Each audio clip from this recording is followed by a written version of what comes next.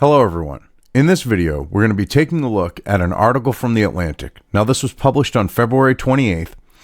It's written by James C. Phillips and Josh Blackman, both of them claiming to be constitutional law fellows or professors or whatever else, basically sleazebag attorneys. Now The Atlantic used to be this idea of an intellectual publication that was just intellectual. There was supposedly no lean or whatever else, but their left bias keeps becoming more and more apparent. But anyway, let's get into the article here, because this just goes to show how the left is getting desperate on trying to attack things like the Constitution, and they're like, oh, well, it's a matter of words. And they actually put their faith in using computers in a linguistic database to prove that they're right about the Second Amendment, when all you need to do is literally look at it. It's written in clear and concise English, even if it's written with a version of English that was more common, say, at the time when the Founding Fathers wrote it, as opposed to today, because we've become more and more, I don't want to say guttural and slang based with our English, but yeah, we kind of have. And if that isn't enough for you, all you need to do is just go and look at, I don't know, some of the Founding Fathers made it pretty clear about the Second Amendment in their papers, their documents, their letters, their books that they wrote. So we have a good idea of what they intended. Actually, we have an exact idea of what they intended. Let's not beat around the bush with that. Anyway, the title here: The Mysterious Meaning of the Second Amendment. Even with the help of powerful 21st century linguistic databases, the phrase keep and bear arms remains debatable. How does it remain debatable when you have right next to it, the right of the people, and then shall not be infringed? I don't understand that one. I truly do not. What does the Second Amendment mean? This question is at the center of the most divisive debates in modern American constitutional law. The amendment itself contains 27 words. Yes, and they're pretty clear about it. I mean, look right here. A well-regulated militia, being necessary for the security of a free state, the right of the people to keep and bear arms shall not be infringed. Now, what's funny is they try to say, they've been attacking the Second Amendment in different ways in regards to English. Let me rephrase that. In regards to English language and grammar. And when I was in school, and I remember this, an NEA-approved textbook got slipped past the head of the department in my high school. The teacher decided to ignore what he said would be acceptable for a textbook, because he's the department head, he gets to decide that, and went with the union steward, who kind of put pressure on, being the vice principal, to get them to use books that maybe just pushed a little bit of an agenda. And I actually got in trouble for calling this out, which is a story in and of itself, and I'm not going to get into too much detail, but I had one history class with a teacher who, that particular teacher that slipped the book in, that I didn't stay in too long after this, because I decided I would just take it with the head of the department, who was kind of my mentor. But anyway, the book that was slipped in actually said that the comma here was not intended on the note of between security of a free state and the right of the people to bear arms. I kid you not on that. And I was like, well, wait a minute. They're saying that, and this was literally in the textbook that it said this. And I was like, well, wait a minute. You take out that comma, it makes absolutely no sense, because it's just one giant run-on sentence. And I brought up how the Founding Fathers specifically intended for the people to be able to bear arms. And I cited examples. She didn't like that too much. But, I mean, if you look, without the comma, it's a well-regulated militia being necessary to the security of the free state, the right of the people to bear arms shall not be, it just runs together. The point of the comment, I said, was to clearly separate the idea of a well-regulated militia is where it's being necessary for the security of a free state. That's one thing. Then separate. The right of the people to keep and bear arms is completely separate. And then after that, it says, shall not be infringed, meaning all of it. All of these things that should not be infringed. But, yeah, that didn't exactly fly. That was back in the early 90s, late 80s, early 90s when they were doing that. Let's see, so that was my sophomore year, so early, like cusp of 90s type of thing, very early 90s. People were like, wait a minute, the founding fathers didn't know English? They were all educated men. And they went, whoa. And they then looked for other ways to go after this. And, the founding fathers, this is what they intended. And people be like, well, this. So now what they were hoping to do, like I said, is take AI databases and prove that they were right. So anyway, let's get into this and continue on here. This provision references both the collective right of a militia and the individual right. Does this 2-century-old text then mean that Americans today have a right to gun ownership and use? Well, yeah, of course it does. This is what gets me about these hoity-toity, elitist, lefty, pseudo-intellectual types. They can't read clear and concise English that goes against their beliefs and not have the cognitive dissonance kick in. Yes, that's exactly what it means. The founding fathers have said this, and I wish I could remember which founding father it was. A ship's owner asked if the Second Amendment meant that he had the right to own cannons and use them in his protection. The founding father was like, yeah, why wouldn't it? And the guy was like, okay. And it's pretty cut and dry. When a founding father says, yeah, take it at that. Oh, God. Anyone in the comments want to put his name, the founding father that sent the letter back to the merchant shipman, be appreciated. In a landmark 2000, real quick, but because this doesn't work, they go, the founding fathers meant stuff like muskets and that. They don't want us to even have that. So now it's, the founding fathers didn't know English, or we don't understand clear and concise English because we're all fucking stupid. It's so sad how desperate they're getting. Anyway, in a landmark 2008 decision on this question, District of Columbia v. Heller, the Supreme Court was sharply divided. The majority opinion by Justice Antonin Scalia concluded that, among other things, that the phrase bear arms against would always refer to service in a militia, but bear arms itself, the wording used in the Second Amendment, could sometimes refer to an individual right. No. He said it specifically referred to an individual right. Fucking typical sleazy fucking attorney. He said it specifically referred to the individual right. Not sometimes. It specifically did. Sleazebag. Scummy ass attorney here. Or attorneys. The dissenting opinion by Justice John Paul Stevens intimated that the phrase keep and bear arms was a fixed term of art that always referred to malicious service. Really? Considering I've studied history, I've never seen that term ever really used except in the context of the United States and the U.S. Constitution, militias, and things of that nature. I've not seen it used, say, on the note of Europe. That was never used in Europe as a term. We kind of, as a nation, coined the phrase. Sorry to break that to you there, activist Supreme Court Justice Stevens.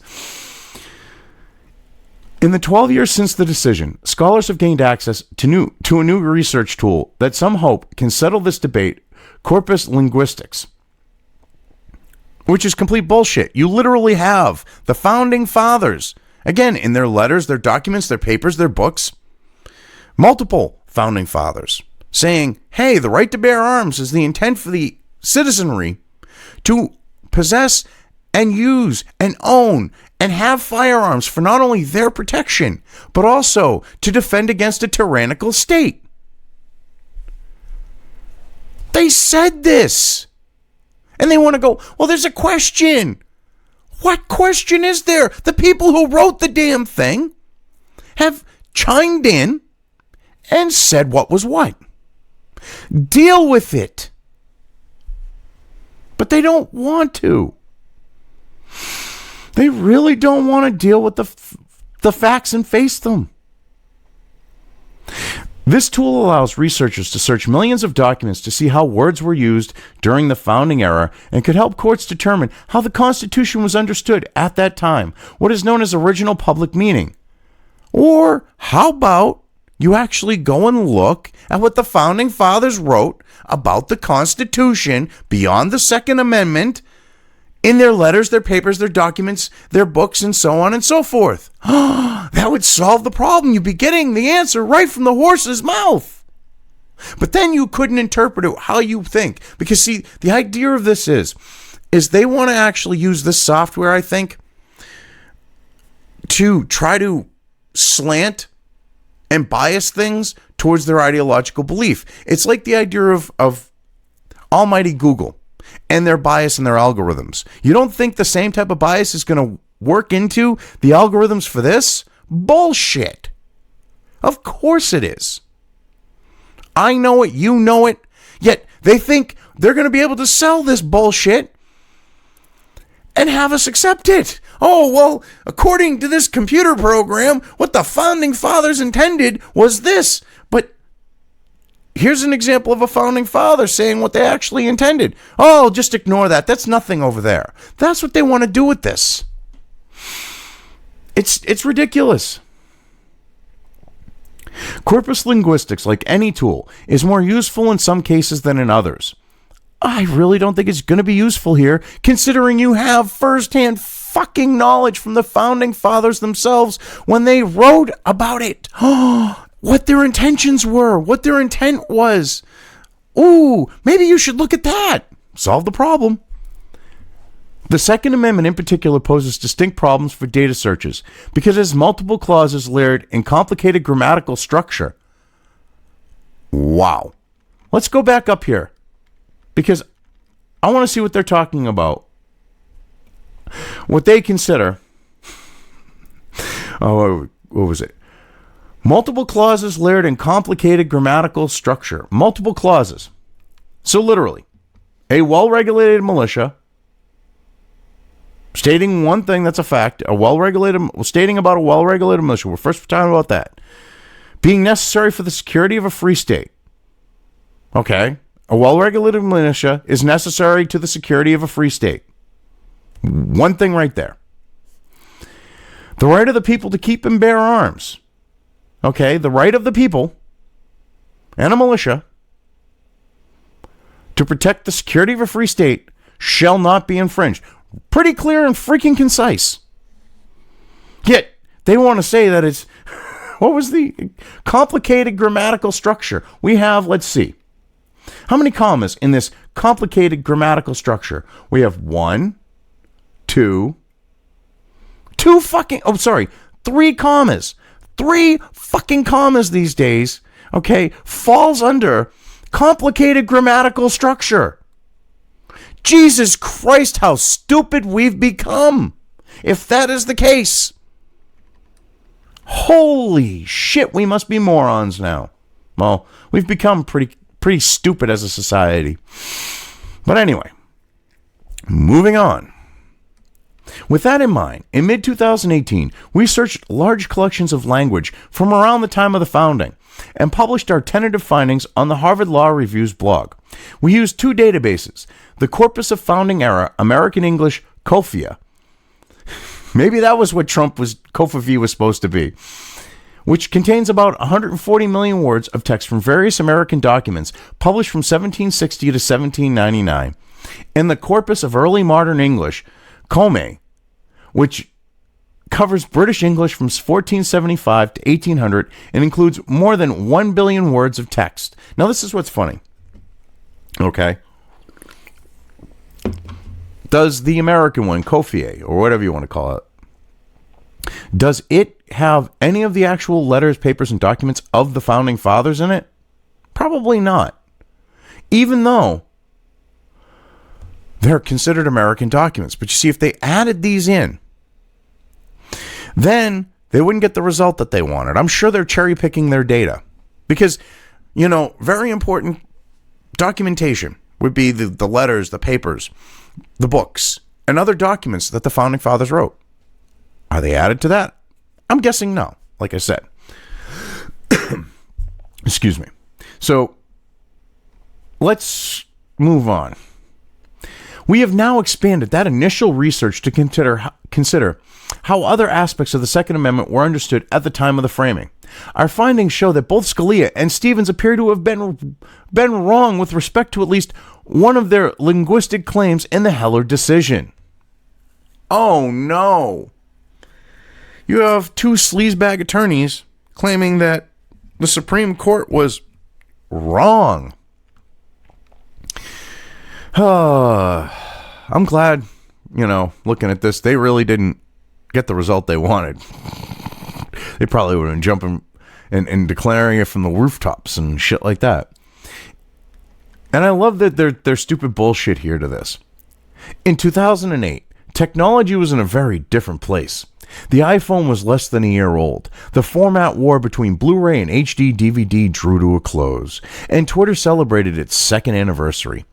At the time, the justices and their law clerks had fairly rudimentary tools to search how language had been used 200 years earlier. Based on the limited data set Scalia considered, we can't say his linguistic claim about bear arms against was unsupported then, but this specific conclusion does not stand the test of time. Bullshit! This is where the bullshit really starts to kick in. They still don't get their point back, but the bullshit's kicking in here. You can smell it. Scalia concluded that the phrase bear arms unequivocally carried a military meaning only when followed by the preposition against. Makes sense. If you're bearing arms against someone, you're taking up force against them. It could be used in that context. In that case, not always, but it could be, because it's not necessarily a military action, because I can take up arms against, say, Joe Schmo. It's not a military action, but I'm still taking up arms against him. The Second Amendment does not use the word against. Therefore, Scalia reasoned, this is all like conjecture, too. This is what's funny. They're paraphrasing and shit like that. This is not the stuff that Scalia actually really said in Heller versus DC, or DC versus Heller, however you want to look at it. But yeah, so yeah, this is definitely their conjecture here. Therefore, Scalia reasoned the phrase bear arms by itself referred to an individual right, which is true. He did say that. But earlier they tried to say in certain circumstances or whatever else and, try to slant it. But here, that's accurate. He said it says that they have the right to bear arms, period. End of story.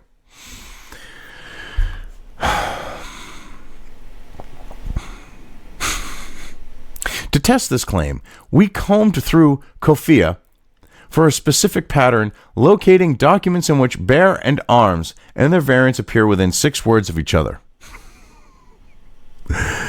Doing so, we were able to find documents with grammatical constructions such as the arms were born. Well, of course, because the right to bear arms was a unique belief at that time. The Founding Fathers were breaking new ground, saying, hey, this is an inalienable right. This is a right endowed upon you at your creation, by your creator, however you want to look at it. That's why you couldn't find really jack shit.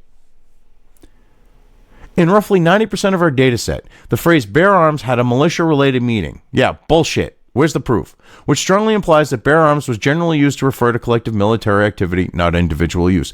Bullshit. All right, you claim this, but where's your friggin' proof? This is where I said the bullshit starts to kick in. Whether these results show that the Second Amendment language precludes the individual right is a more complicated question. So, You find it within 6 words. They do like 6 degrees of separation of Kevin Bacon between bear and arms. Now, they could be talking about bears and taking arms against actual bears. They could be, literally, there's no context. This is the problem with the system. This is where the bullshit kicked in. It's so ridiculous.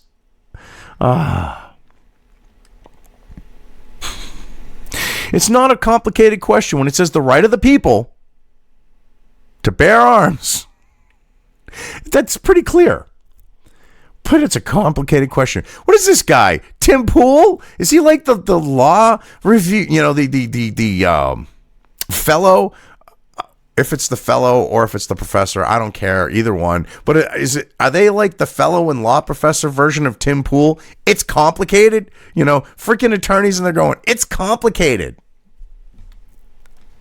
Oh, shit. It's complicated because you don't have anything that backs you. Further, we found that bear arms often took on a military meaning without being followed by against.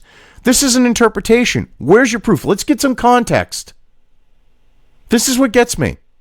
They're doing 6 degrees of separation, and they're saying, trust us. Oh, you don't need context. Just take what we're telling you as context. This is The Atlantic. It's an intellectual publication, and we're intellectuals. We're lawyers. Sorry. No, not happening.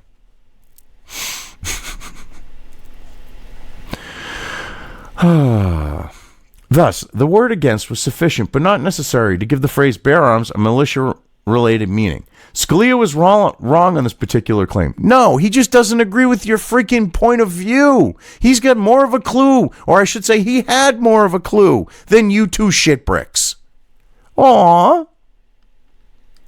Next, we turn to Justice Stevens' dissent. He wrote that the Second Amendment protected a right to have and use firearms only in the context of serving in a state militia. Stevens appears to have determined, though his exact conclusion is somewhat unclear, that the phrase keep and bear arms was a unitary term of art. So they can't even admit where the hell he pulled that out of his ass. But they somehow agree with it. That's what they're basically saying, kind of here. They're implying. They haven't directly said it yet, but up to this point, they've implied it.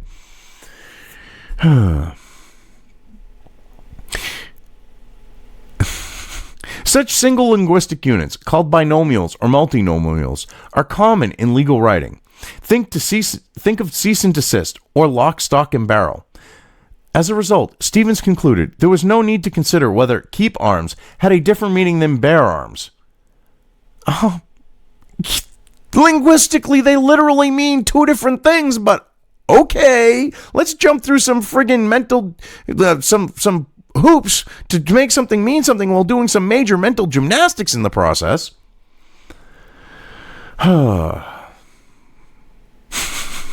Therefore, he had no reason to determine whether keep arms by itself could refer to an individual right.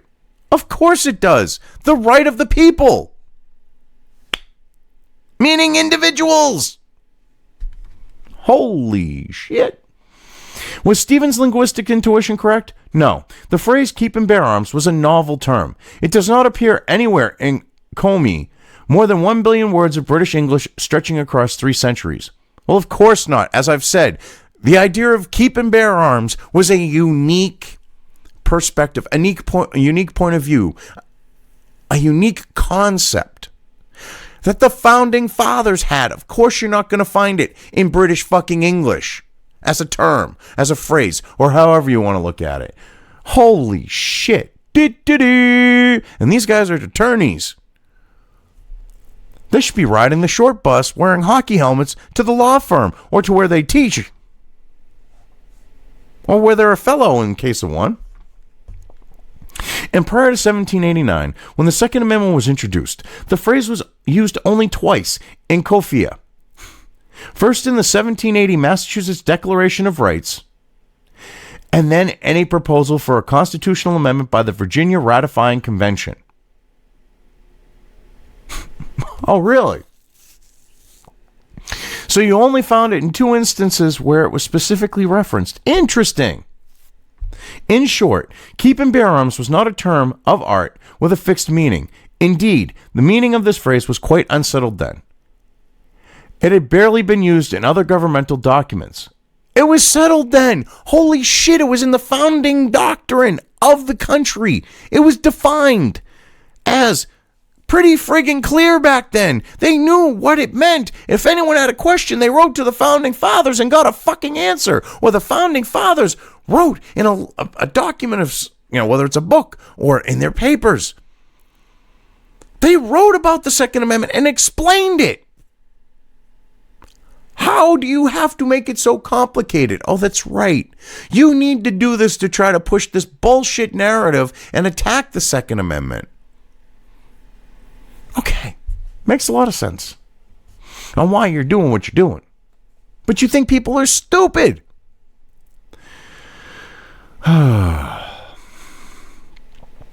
Ultimately, a careful study of the Second Amendment would have to treat keep arms and bear arms as two separate linguistic units and thus two separate rights. Exactly. At least you can admit that. We performed another search in Kofia about the meaning of keep arms, looking for documents in which keep and arms and their variants appear within 6 words of each other. Okay, 6 degrees of separation again. The results here were somewhat inconclusive.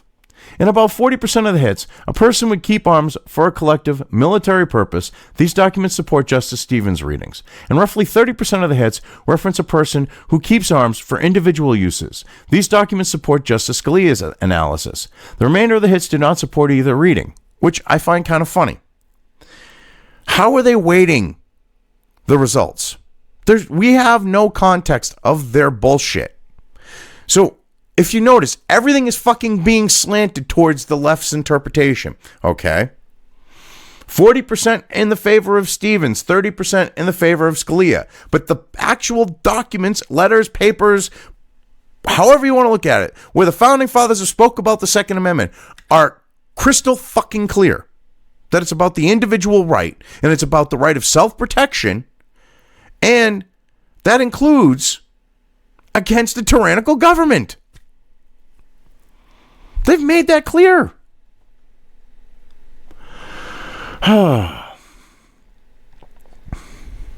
Anyway, we could not find a dominant usage. Of course you couldn't, because you're grasping at straws. You're like hanging off the edge of a cliff because people are waking up to the Second Amendment, especially with this move on the left, like with Virginia and shit. And you know that people are waking up. And they're looking at you at the edge of the cliff, about to lose your grip on things, and you're literally trying to grasp at that lip of the cliff, and your fingers are slipping. You're reaching for the strands of grass, the straw, trying to find anything to back your bullshit. And this is the best you could come up with. It's so sad. Anyway, let me start over this paragraph here. We could not find a dominant usage for what keep arms meant at the founding. Thus, even if Scalia was wrong about the most common meaning of bear arms, he may still have been right about keep arms. He was not wrong about bearing arms. Holy shit. Oh my God. When the founding fathers literally say, you have the right to bear them, possess them, and use them, and put them forth, as in bear. Yeah, he was not wrong. I love how these two shipwrecks think they know better than the actual people who wrote the Second fucking Amendment. Jesus Christ. This is what passes for intellectual these days.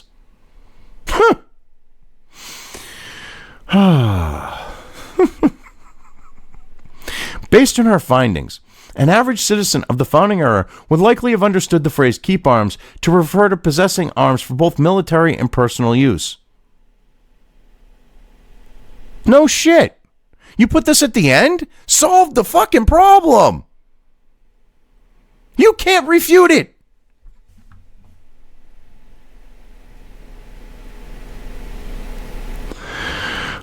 But see, this is where they pull a rabbit out of their ass.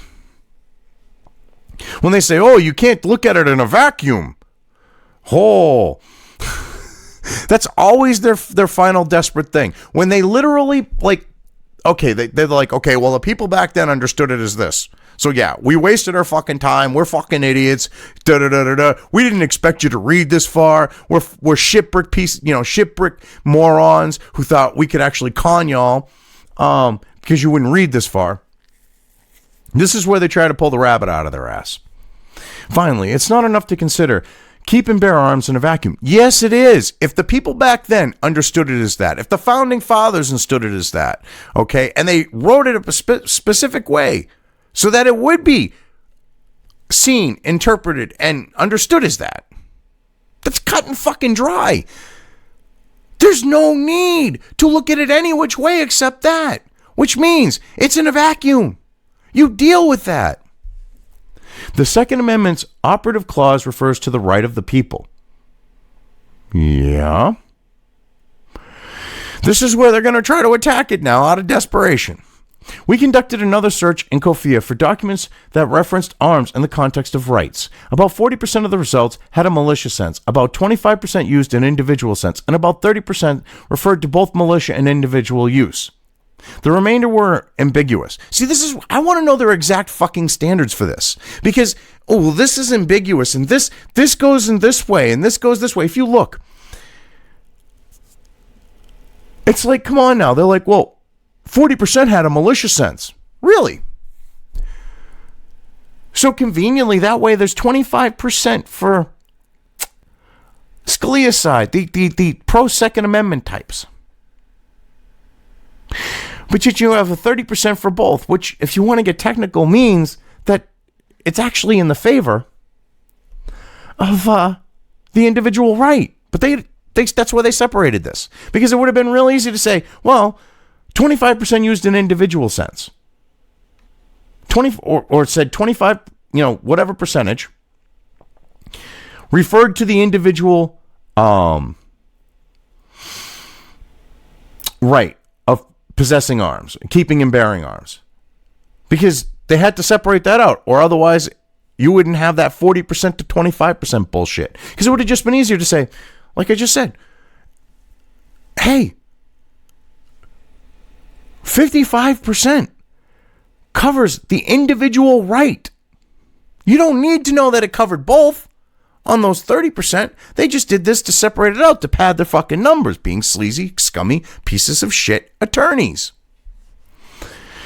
Hell, sounds like these guys in Law Dog, Legal Eagle there, we fucking get along perfectly. They're both scummy as him. Jesus. I thought the remainder were ambiguous. With respect to rights, there was not a dominant sense for keeping and bearing arms. Ha ha ha ha! Excuse me? Yes, there was! If you did not have a fucking firearm back then, you didn't eat! If you did not have a firearm, you couldn't protect yourself from, Indian attacks? You couldn't protect yourself from, the redcoats? They just fought a fucking Revolutionary War. They knew the British were coming back. You don't think there was a dominant sense for keeping and bearing arms? Blow it out your ass. You ignorant, lying, scummy, deceptive pieces of shit. As someone who has a degree in history, there was a strong sense of possessing and owning firearms back then because you needed them to survive. Whether it was from the redcoats coming in, the fresh government that you just set up turning awry, whether it was, I got to put food on the table, or, bandits or whatever else. You needed the means to defend yourself from those things. The right to self-protection. A lot of people valued that back then. To say that they didn't see bearing arms as part of that is complete revisionist bullshit.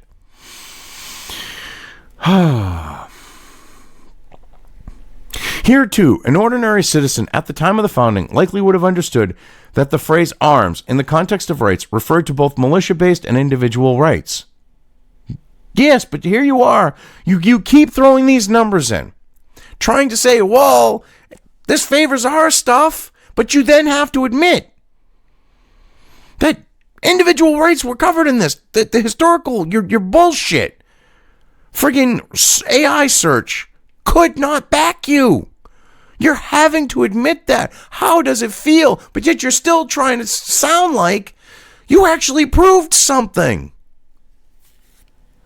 This is Happy Madison levels of stuff coming out of their mouths, making people stupider.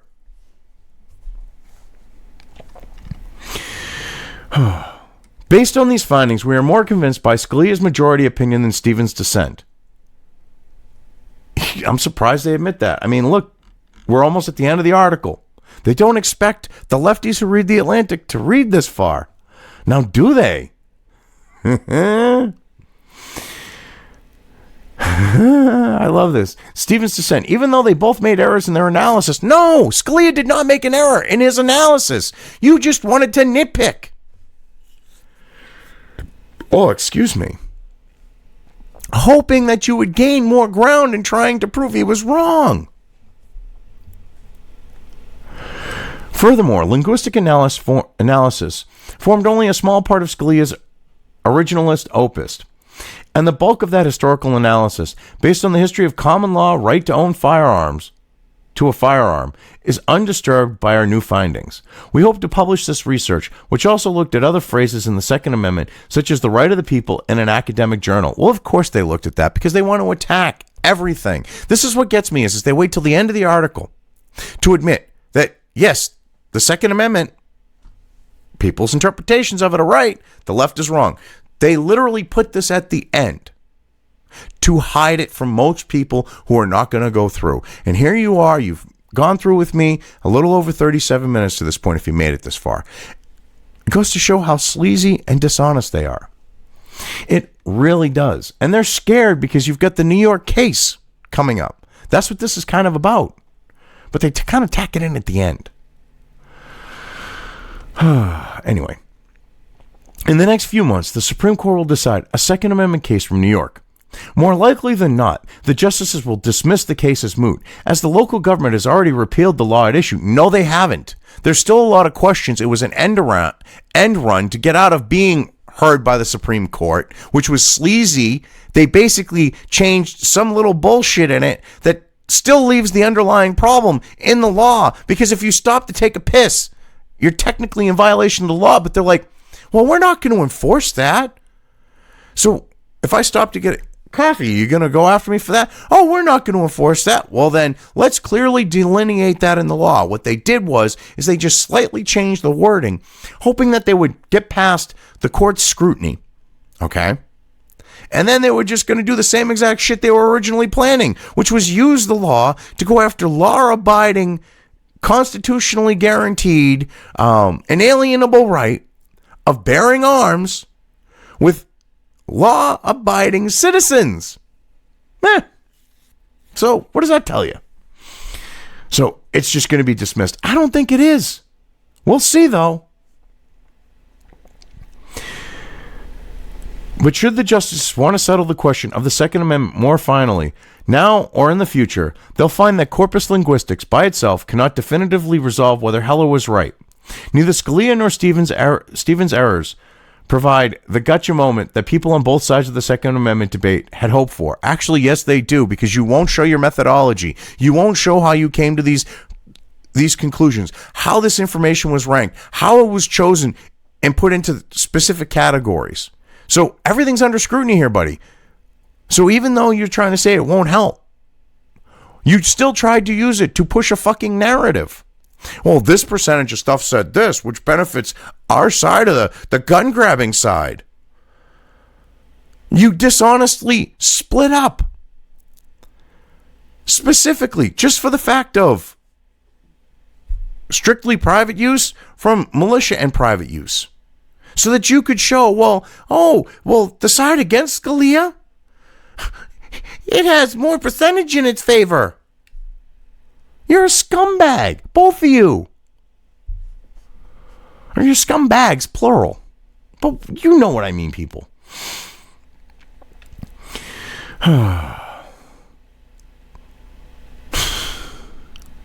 This is so sad.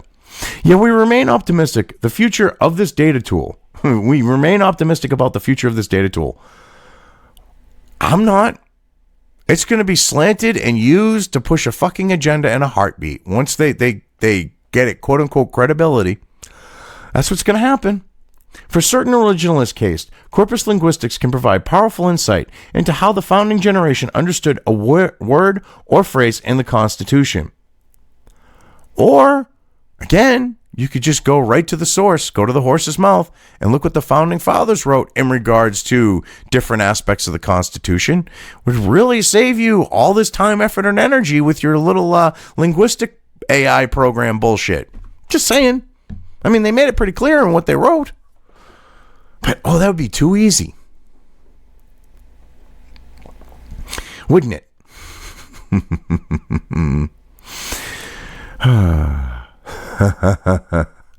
Anyway, but when corpus linguistics illuminates only part of a text, then originalists would be candid about its limits. And when corpus linguistics provides answers that contradict long-held beliefs, originalists should be willing to reconsider old precedents. Yes, even those by Antonin Scalia, originalism patron saint. See, they're setting up the fucking ground. They're going to rig this software. They're going to rig the shit out of it. And they're going to go, trust us. Trust it. It's going to be like the legacy media. They're going to push so much bullshit with it. And they're going to go, well, you originalists don't know what you're talking about. And the originalists who actually read stuff like, the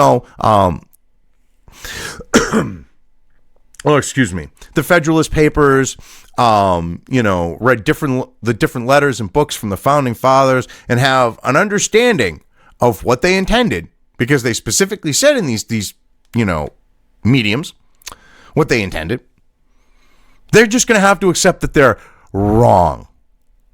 The sanctimonious, smug bullshit with that is so stench-worthy. You sanctimonious pieces of shit. Oh, well, our program's going to make it so you're going to have to compromise. No, you see, this is what... or reconsider. See, this is the thing. They think this is going to get them back their idea of the right compromising with them and cucking to them and bending over to them and taking their shit. Because, this program, this AI said this. Let's look at the algorithms and see if they're biased or not. Let's look at your testing methodology. Let's look at how these different things were categorized. But you got to believe me. That's what this is going to end up being. But right now, it doesn't push their narrative. They thought, set up the way it is, it would. And they had to admit, no, it didn't. Anyway, I've covered this well enough. I'm just going to leave things here. If you liked this video, depending on where you are watching it, please give it an upvote or thumbs up. If you want to know when new content of mine hits the internet, don't forget to subscribe to one or more of my social media or video accounts listed here. Also, with YouTube, don't forget to ring that bell. You can find all of my video content on both BitChute and YouTube. This may not be the case with other places I upload to, but I will try to minimize this happening. You are always welcome to interact with me at any of these sites on the list, so feel free to do so. If you have anything you want me to cover in a video, when it comes to news or current events, send it right along to me. I will try to do my best to cover it. As always, thank you for watching.